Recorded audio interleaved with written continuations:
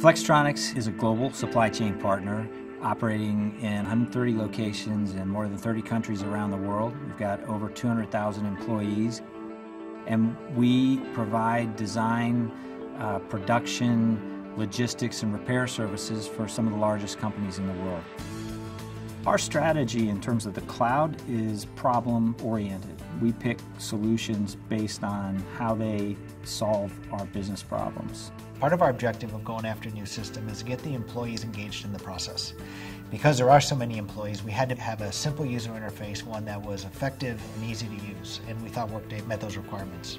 One of the reasons why we fell in love with Workday in the beginning is because HR should be simple. And the reality is that the existing HR systems are not simple, they're highly complex. And one of the things that I think is very compelling about Workday is it's a much simpler system. Yeah, the implementation was a real highlight for us. We ended up implementing the system 1 year ahead of schedule, and we actually implemented it below budget. One of the things that just was tremendously compelling about Workday is the fact that it's so much more cost-effective than the other options we had in the HCM space. So, for example, we were able to actually implement and run the system over 5 years for more than 30% less than it would have cost us to run other alternatives.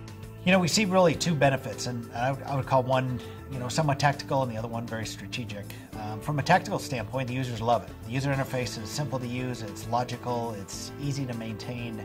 From a strategic standpoint, we're starting to see the ease of use of pulling data and information out of the system by which to make informed and thoughtful decisions about how we run our company.